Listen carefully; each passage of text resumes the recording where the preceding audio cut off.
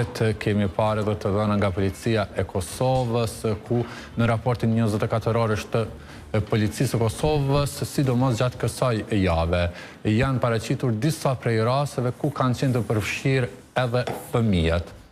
Një njoftim të bërë 2 ditë më herët policia e Kosovës bën të ditur që janë duke u hetuar një grupi të tërmiturve të cilët kanë kryer 11 vjedhje në rajonin e Ferizajit. E në lidhje me këtë çështje, për të marrë detaje në lidhje me veprat e bëra nga ky grup i tërmiturve, kemi në një lidhje të drejt për drejt nga policia e Kosovës për rajonin e Ferizajit, komandant Ismet Dervishi. Përshëndetje nderuar. Përshëndetje, faleminderit. Zoti Dervishi, po flasim për vjedhje të kryera nga një grup i tërmiturve. Cilat janë detajet që ka arritur t'i grumbulloj policia deri në këto momente? Po, në vazhdën e hetimeve, stacioni policor në Ferizaj gjithsesi njësia e hetimeve, duke pas parasysh që një vit me radhë kemi pas një grup të njështë të cilët kanë kryer disa vepra penale, si që janë vjedhjet, janë asdësime, dëmtimi i pasurisë në rajonin tonë, këtu në Ferizaj, kryesisht në qytetin e Ferizaj.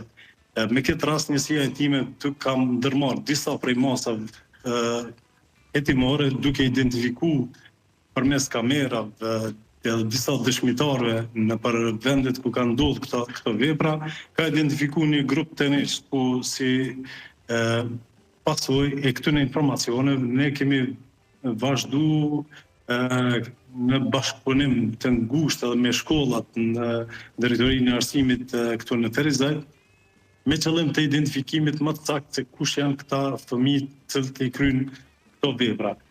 Numri i veprave ka qenë domethënë 11, cilët janë shumë për moshën e këtyre fëmijëve.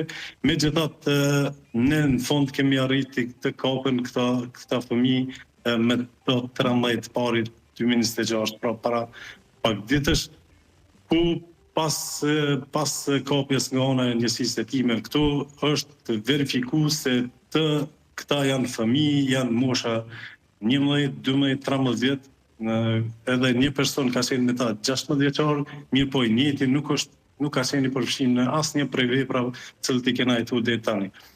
Në vazhdën e hetimeve ne kemi arritur të sigurohen një motociklet dhe një biciklet që kthehen pronarëve legjitim, ndërsa për vepra tjera, dëme tjera që janë shkaktuar nuk kemi arritur deri tash për me i siguru. Megjithatë, ne jemi prapë në vazhdet hetime, jemi të vazhdu ku kemi edhe rast të tjera ku mund të jenë potencial ky grup që mund të ketë kryer edhe vepra të tjera. Ne do të vazhdojmë edhe ditëve në vijim me qëllim të zbardhet edhe të raste të tjera ku mund të jenë këta kryes. Pas gjetjes ose trajtimit të këtij rasti, në fund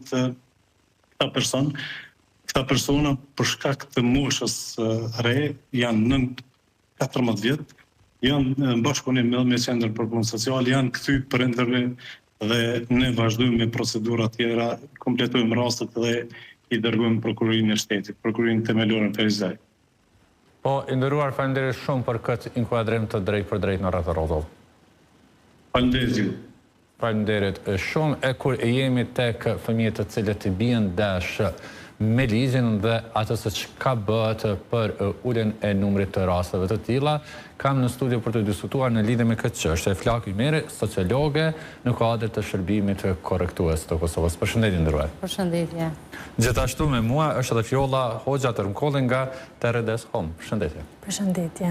Po flasim për raste të cilat realisht nuk janë të parat në vend, kemi diskutuar edhe në këtë studio dhe paraprakisht për rastet të tilla. Duke ndalë tek rasti i fundit, 5 tërmitur nën moshën 14 vjeçare kryen 11 vepra vjedhje në një periudhë kohore prej 4 muajsh. Faktikisht ai bie kjo që fëmijët tanë kanë filluar edhe të krijojnë grupe, themi padoshtë të quajmë grupe kriminale, por grupe të cilat bëjnë vepra që bien ndash me ligjen. Për ta zbutur mund ta quajmë edhe kështu, mirë po de facto këto mund të quhen grupe kriminale, është shumë shqetësuese që këta fëmijë përkosin moshave 11, 12 dhe 13 vjeçare, ku unë mendoj që këta udhëhiqen nga persona që mund të jenë madhur dhe shihet që ka keq përdorim të këtyre fëmijëve, përderisa e dinë që nën moshën 14 vjeçare ata nuk mund të dërgohen në mbajtje. Ajo cila na vrejmë si institucion korrektues është që gjithë të miturit cilët bien ndesh me ligjin dhe ju shqiptohet masa edukative apo dënim për të mitur, takimet dhe zinxhirin të cilën e kemi bashkëpunues me aktorët e shërbimit sprovues, qendrave për punë sociale, organizatave të ndryshme, siç është Tërdeshomi që e kemi njëri prej bashkëpunëtorëve të kamatshëm, edhe njihemi falenderuese mirënjohës për punën cilën e bojnë kuadër me fëmijët në shërbimin korrektues. Historikun e këtyre të miturve ne shohim që është zënafilla shumë e hershme kur ata kanë filluar të bien ndesh me ligjin apo të kryen vepra penale, ndoshta duke fillimisht me përdorimin e substanca narkotike, masneje dhe futja në vjedhje grabiqare, herë edhe me vepra më të rënda, ku nga bashkëbisedimi me ata të mitën vrejmë që gjithëherë ka qenë një prerës i cili ka qenë i moshës me madhore dhe ka po potencialin për ti keq përdorur. Këtu është një halk e faktorëve të jashtëm të shërbimit korrektues që ndoshta ku kputet një halk edhe zinxhiri ka problem të funksionojë. Po këta të rritur, të cilët po i përmendit që gjithmonë ekzistojnë në udhëheqje të grupeve të miturve, çfarë relacioni kanë këta mitur? Mund të jenë edhe familjarë të tyre, apo janë thjesht njerëz që nuk kanë të bëjnë me lidhjet familjare? Nëse historiku i tyre është me histori kriminale familjare, ka raste të tilla ku edhe keq përdoren fëmijët si lyps të rrugëve, masneje dhe ndoshta ta kryejnë vjedhje me djenine prindërve apo vëllezërve në këtë rast apo anëtarëve të tjerë të familjes, mirë po është një histori familjare në këtë aspekt të kryerjes së veprave penale, mirë po kryesisht kur të manipulohen fëmijët e këtyre moshave në këtë shkollë janë më shumë rrethi shoqëror, ajo dinamika shoqërore ku faktor mund të jenë tash edhe përdorimi i teknologjisë tepër, inspirimi nga shumë video, nga shumë situata ku mendojnë se gjithçka mund të realizohet nga ajo që e shohin, sepse kapaciteti i tyre është për të po deri aty, jo për të menduar edhe për pasojat, sepse një fëmijë 11 vjeçar nuk ka kapacitet të mendoj për pasojat juridike, të cilat mund të psojë nëse kryen një vepër penale, sepse ndikimi edhe rrethi shoqëror apo mënyra se si shoqërohet me ata fëmijë, procesi i rritjes, ndryshimi në aspektin psikosocial, tash ne kam një shokun më të rritën, ai është me lider, është në aspektin me monitorues në raport me të tjerët, edhe ndihen si privilegj të jetë pjesë e atij grupi shoqëror. Mirë po ndoshta këtu mund të jetë edhe mos kujdesi prindërve, tash prindër mos ta marrin si akuzë, mirë po është shumë sfiduese. Normal që të jesh edhe prindër sidomos kur fëmia në këtë moshë, mirë po ndoshta mos kujdesi ai kontrolli, mos themi i tepërt, mirë po bashkëbisedimi me fëmin të qenurit i lirë, jo gjykues në komunikim apo në ndëshkim kur ai bën një gabim, mirë po të jetë dëgjues aktiv dhe dëgjues i mirë raport me fëmin e tij që ta ketë më të lehtë edhe ta kritikoj, edhe të jap hapësirën ta ndryshoj, sepse këtu po thuhet që sipas komandantit të policisë që fëmijët janë kthyer të prindërve. Kjo po i bën që ndoshta prindrit s'kan qenë fare në dieni se fëmijët me kam po shoqërohen apo edhe cila është veprimtaria e tyre gjatë atij procesit mësimor ku kanë qenë ata fëmijë, kanë qenë në shkollë, kanë qenë në rrugë. Këtu është një hallk shumë e rëndësishme edhe shkolla të evidentohen mungesat, të pyeten prindrit sepse tash qasja me prindër është shumë e lehtë, që pse fëmija po mungon, ose kur është një mungesë e gjatë, apo ndërprerje turve, një fëmijë nëse 2 orë është në shkollë, 3 është kthehet prapë në orën e fundit, ai është duke kryer ndonjë veprimtarie e cila mund t'i shkaktoj dëm vetë personit mbi gjitha dhe shoqënisë. Po në anën tjetër, sa po bëjnë institucionet faktikisht që të ullet në numri i rasteve kur fëmijët bien dash me ligjin, sepse e dim që edhe në bazë të punësuar në terren mund të keni edhe të dhëna në raport me këtë punën dhe angazhimin e institucioneve tona.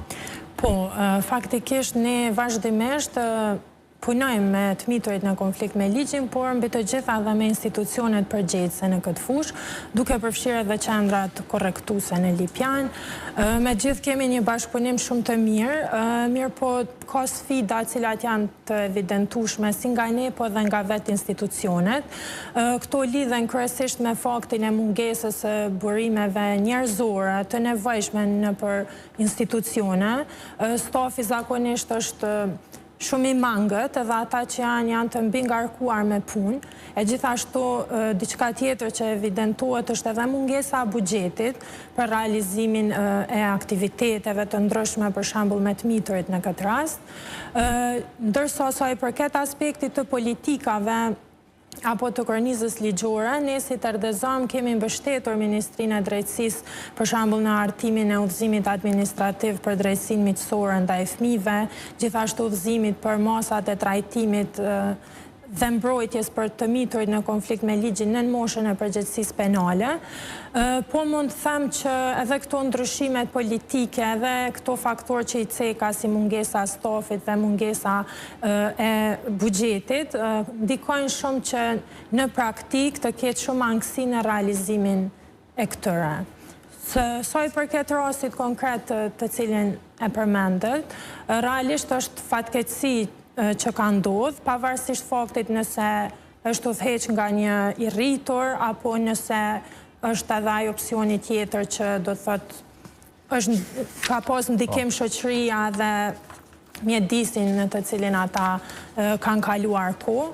Megjithatë mendoj që rolin kyç në këtë aspekt, pavarësisht institucioneve të cilat duhet të reagojnë, e ka familja, për shkak se mendoj që rrethonat familjare janë faktori kryesor që ndikojnë që fëmijët të kenë sjellje asociale apo të bien ndesh me ligjin. Në anën tjetër kemi edhe një rast tjetër, është lajmi që ka qarkulluar sot për një ngjarje tjetër në Drenas. Dje janë arrestuar 5 të mitur, të cilët kanë rrahur 2 të mitur të tjerë.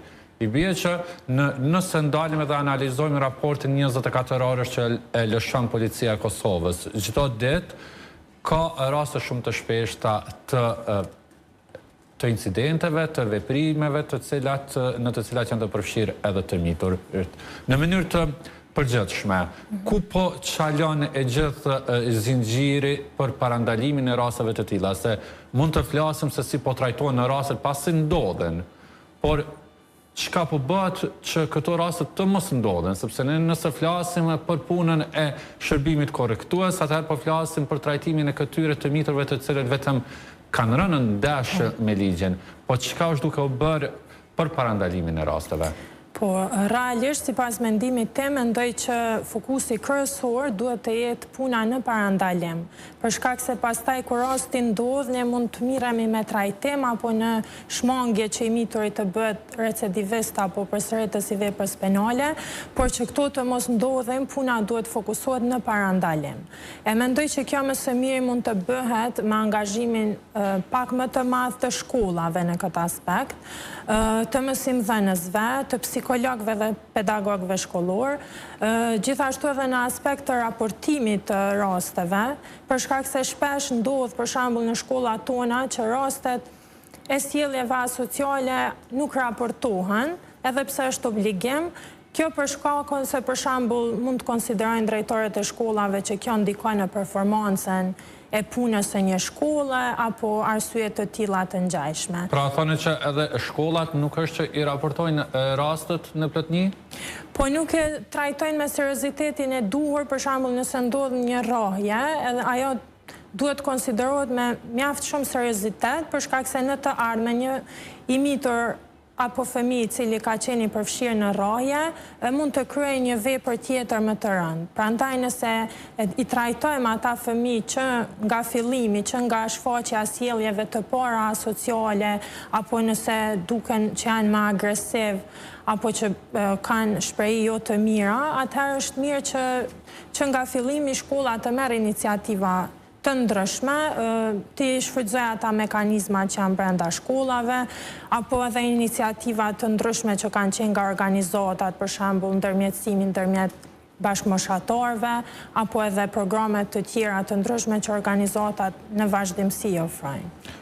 Derisa jemi tek shkollat, ne kemi marrë dhe statistika nga Policia e Kosovës sa i përket incidenteve të ndodhura në shkolla dhe përreth shkollave gjatë vitit 2025. Në bazë të këtyre statistikave, janë gjithsej 604 raste të tilla, incidente të ndodhura në shkolla, por edhe përreth shkollave. Pra, i bie që më së shumti rastet të shënuara gjatë vitit që lan pas ka në muajin shtator 78 raste, ndërkaq më së paku është muaji gosht me 3 raste. Pra 604 raste të incidenteve të ndodhura brenda shkollave, por edhe përreth shkollave. Është numër shqetësues? Mjaftueshëm shqetësues, saqë për mendimin tim duhet ngritëshin politikat apo aktorët në kam për punu në parandalimin e këtyre raste, se pastaj kur ata vinë në mbajtje të masave apo të dënimit, është krejtësisht një trajtim ndryshe edhe ofrimi i programeve që po besoj do t'i cekum. Mirë po, na po e shohimi që shkolla është njëri prej objekteve ku jep mundësinë ata me kry sulme, rrahje edhe veprat e tjera. Pse po konsideroni që shkolla është një prej objekteve që jep mundësinë për të kryer këto vepra? Nëse janë 78 raste të ndodhura brenda institucioneve edukative arsimore, brenda dhe përreth. Kështu është që ka klasifikuar Policia e Kosovës. Okej, atëherë po është objekti ku na mujna me shku edhe me kryu incidente dhe me ura. Bukfalisht kështu po jep të nënkuptohet. Gjë që parafolsja Fjolla tha shumë mirë, që pedagogët, psikologët shkollor, unë jam shumë e vetëdijshme që ka mungesë.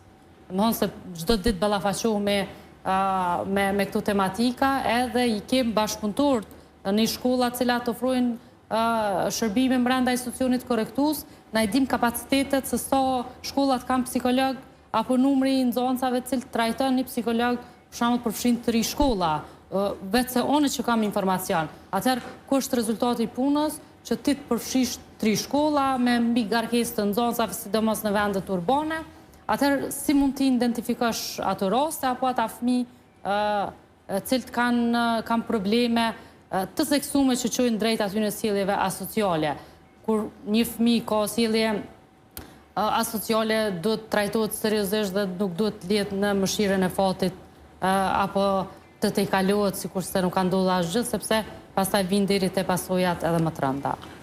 Fjolla, ky numër 604 raste për gjithë vitin, ndërkaq në muajin ku fillon procesi mësimor, ku fillojnë shkollat vitin e ri shkollor, në shtator është muaji që ka më së shumti raste, 78 raste, në gosht janë vetëm 3 raste që janë përreth shkollave, sepse dim që në korrekt dhe gosht shkollat nuk punojnë, janë në pushim.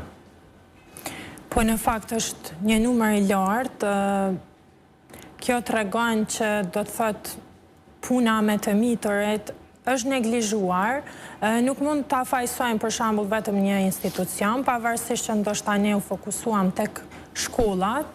Mendoj që këtu kemi të bëjmë me një zinxhir të institucioneve të cilët janë përgjegjës, duke përfshirë aty edhe familjen që e ceka si hallkën më të rëndësishme.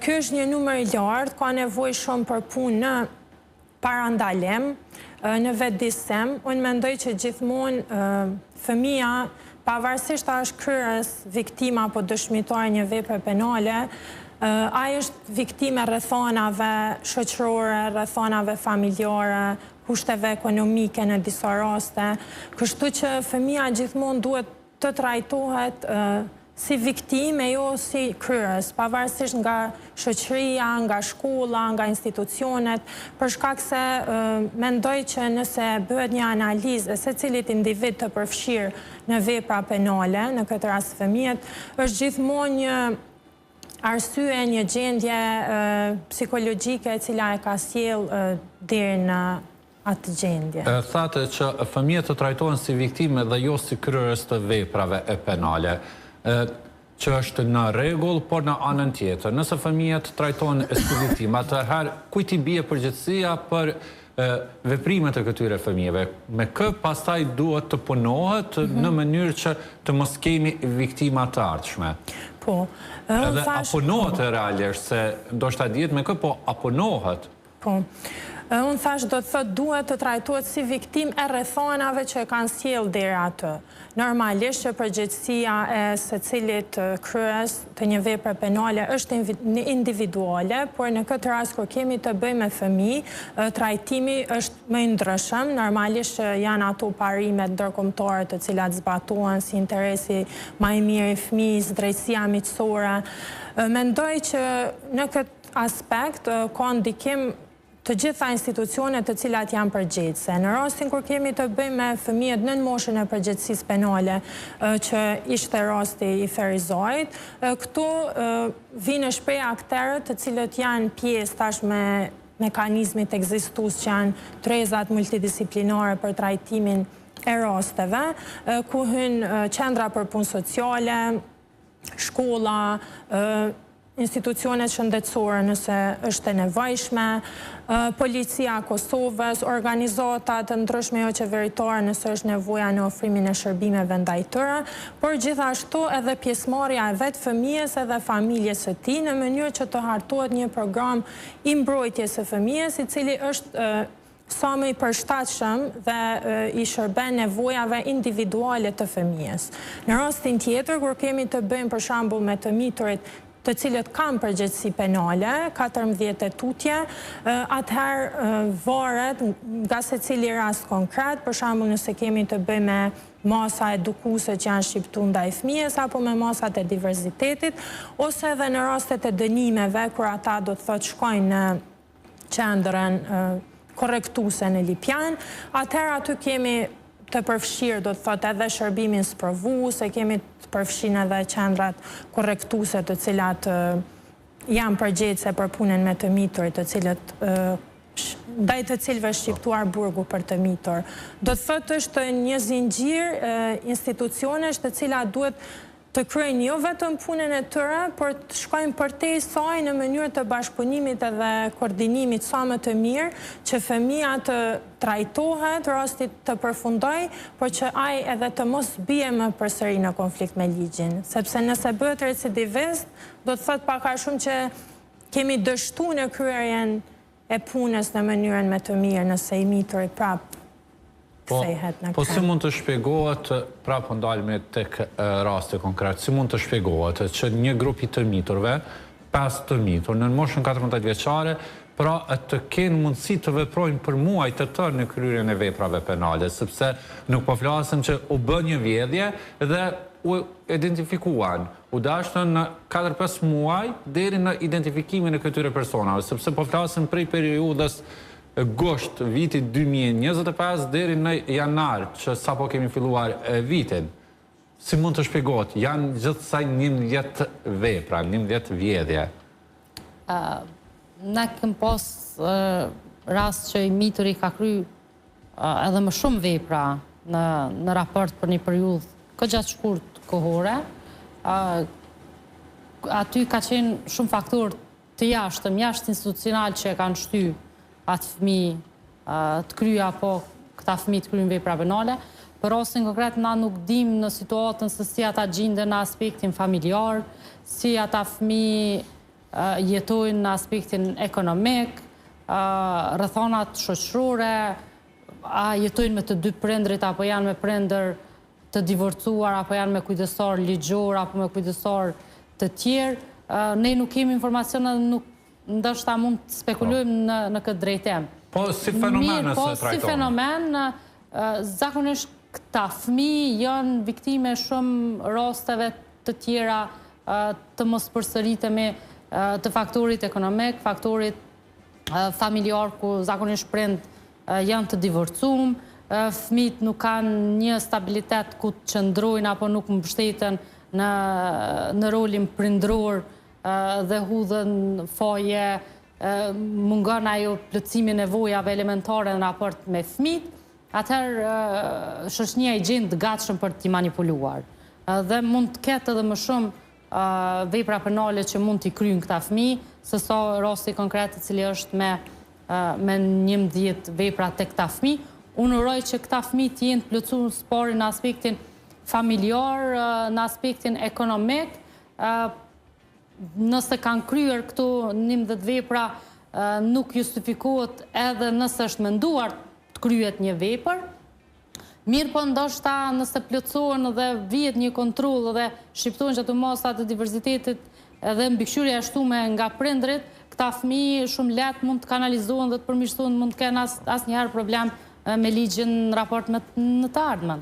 Sepse kujtojmë ato që tha edhe komandanti se ka edhe vepra të tjera për të cilat dyshohet se janë kryer po nga të njëjti të mitër, që i bie që numri i rasteve mund të jetë edhe më i madh. Mund thash që mund të spekulojmë në rastin konkret, sepse përderisa ende policia nuk i ka të dhënat e qarta në raport me këta fëmijë, duket që t'jenë këgja problematik fëmiria e tyre fillimisht, që është shumë shqetësuese sepse edhe sa mira fëmijë të tjerë mund t'jenë në gjendjen e tyre dhe pastaj vihet rritet kriminalitetit tek moshat e reja, që mund t'jetë shumë sfiduese edhe për sistemin e drejtësisë. Këta fëmijë të cilët bien në dash me ligjin, janë fëmijë të cilët vinë kryesisht fëmijë që janë në gjendje rruge, apo mund të themi që nuk e determinon kjo nëse një fëmijë do të bie në dash me ligjin apo jo. Prej çfarë kategorie vinë fëmijët që bien në dash me ligjin? Po. Faktikisht ne si organizat, do të thotë përveç që punojmë me të miturit në konflikt me ligjin, ne kemi edhe programin e mbrojtjes fëmijëve ku kemi 2 qendra ditore për fëmijët në situatë rruge. Njëra është në Prishtinë, ndërsa tjetra në Nashaq të Prizrenit. Përfituesit të atyre qendrave janë kryesisht të miturit në situatë rruge dhe familjet e tyre. Ne ndonë se që të dyja e cekëm që faktori ekonomik është njëri ndër faktorët, unë nuk mendoj që faktori kryesor në kryen e veprave penale është varfëria. Mendoj që për shembull, nëse bazohemi në përfitues të qendrave tona, ne nuk është që kemi ndonjë përfitues të qendrave që ka rënë në konflikt me ligjin. Kjo nuk do të thotë që nuk mund të ketë, apo që nëse ndodh nuk do të trajtohet, apo se mund të ndodhë secilit fëmijë, rëndësishme është që të merren masat e duhura dhe të reagohet kur vepra është më e lehtë dhe që i miturit të jetë në gjendje të rehabilitohet edhe të mos bëhet më tutje përsëritës. Po nuk mendoj që faktori ekonomik është faktori kryesor që ndikon në kryen e veprave. Jemi krim në fund. Cila është nevoja urgjente sa i përket trajtimit të rasteve të tilla edhe parandalimit? Hartimi, edhe pse ne tashmë kam bërë draftin zbashku me tërdeshumin ne si ministri, mirë po mendoj që hall ka du zgjerohet edhe të implementohen shumë ato udhëzime cilat janë hartu në parandalimin e këtyre rasteve, vedisim, të punohet shumë me shkollat, me identifikimin e këtyre rasteve, me prindrit e tyre, sepse gjithçka fillon nga shtëpia, edhe nga fëmiria e hershme. Nëse na nuk më punojmë në këto aspekte, në këto pika, atëherë do të kemi vështërsi në implementimin e secilës pikë tjetër, mas ne edhe mund të ballafaqohemi edhe ne si qendra korrektuese, edhe pse qendra korrektuese qëndron mirë në programe rehabilituese, në aftësime profesionale dhe punë profesionale cila bëhet në raport me këta të mindur, është sfiduese, ndoshta në të gjithë vitin gjithçka mund të shkojë mirë, po mund të jetë një rast sfidues i cili ndoshta mund të merr kohë, energji për ta rikuperuar, mirë po megjithatë kur punohet në aspektin profesional, gjithçka është e arritshme, mos të vije puna deri në implementimin e këtyre masave, mirë po të parandalohet në sensibilizim dhe në parandalim të këtyre rasteve me identifikimin e arshëm. Për ndryshën ne si shoqëni do të përballemi edhe si institucione me këto raste fatkeqësisht me këtë moshë kaq të re. Fjolla spasush, nevoja më urgjente? Sipas me, nevoja më urgjente është që të mos fokusohemi vetëm në hartim të kornizave ligjore, të dokumenteve, po të fokusohemi në zbatim të tyre, ta bëjmë realizimin e këtyre dokumenteve ekzistuese më të lehtë. Të kemi kapacitetet e nevojshme profesionale, por dhe financiare për implementimin e kornizës ligjore që e kemi, të punohet edhe me familjet shumë, për shkak se është shumë e rëndësishme dhe puna me prindërit dhe me familjet, jo vetëm me fëmijët, dhe mendoj që në këtë mënyrë do të mund të ndikojmë në parandalim. Se kur vjen puna pastaj për trajtim, mendoj që jemi pak me vonesë. Të ndërruar faleminderit shumë që ishit sot në Rreth Rrotull. Ishte kënaqësi, faleminderit. Kemi arritur kështu në fund të pjesës së parë, shkëputemi për pak minuta marketing.